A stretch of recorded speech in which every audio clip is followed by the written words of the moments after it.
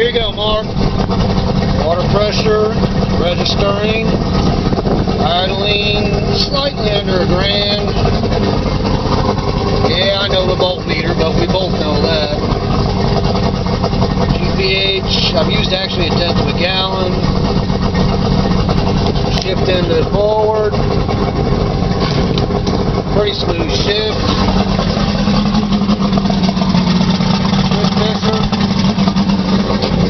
I will tell you though, when you go into reverse, don't hesitate. She wants to fog in between neutral and reverse. It's kind of strange, but we might do a shift adjustment, a linkage adjustment on that, but I thought you might like to see this. Hey, great motor.